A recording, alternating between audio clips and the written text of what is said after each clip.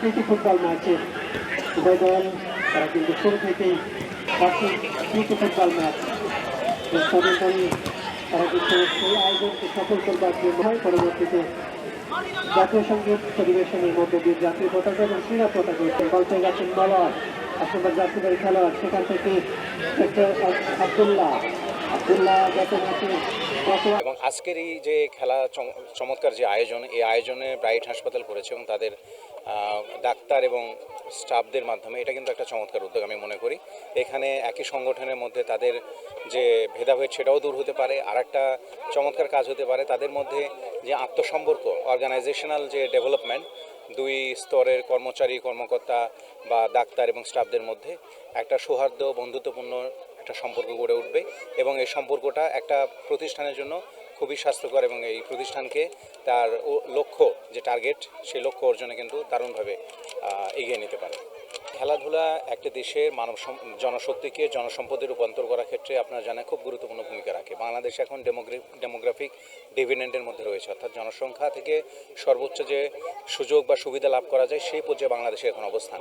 আমাদের এই যে বিশাল সংখ্যক জনগোষ্ঠী, বিশেষ করে তরুণ এবং যুবকদেরকে যদি আমরা খেলাধুলার মাধ্যমে সুস্থ সবল রাখতে পারি এবং জনসম্পদকে তাদেরকে জনসম্পদ হিসেবে গড়ে তুলতে পারি, তাহলে এটা দেশের অর্থনৈতিক, সামাজিক এবং সাংস্কৃতিক উন্নয়নে গুরুত্বপূর্ণ ভূমিকা রাখবে। আমাদের ব্রাইট হেলথ স্পেশালিস্ট হসপিটালের পক্ষ থেকে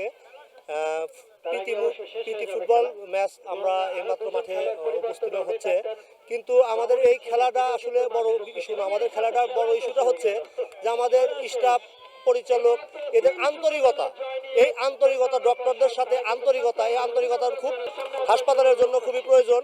এই কারণে আমাদের প্রতি বছরে এই খেলাটা আমরা উপভোগ করি এবং উপস্থাপনা করি। আশা করি যে এই খেলা আমরা আগামী বছরও হবে ইনশাআল্লাহ, আপনাদের দোয়ায়। ব্রাইট হেলথ স্পেশালিস্ট হসপিটালের পক্ষ থেকে ধন্যবাদ।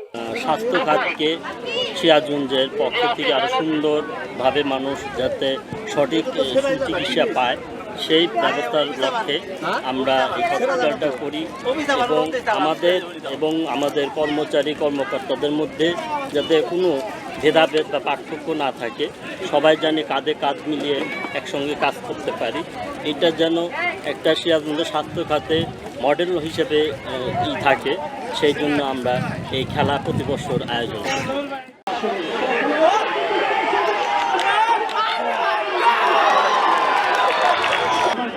খেলা চলছে এবং আক্রমণ একাদশে রক্ষণদার থেকে ক্লিয়ার করবার চেষ্টা, ঠিকভাবে ক্লিয়ার হয়নি। বলতে গেছেন কৃষ্ণ ছিলেন, রক্ষণদার থেকে ক্লিয়ার হয়েছে এবং তরুণরাও বল করে যাচ্ছেন। সেটার মধ্যে আসলে খেলোয়াড় সেখান থেকে বল যাচ্ছে, একটু ইন্ডিয়া আক্রমণ উদ্ধার চেষ্টা, তখন নিজের নিয়ন্ত্রণে রেখে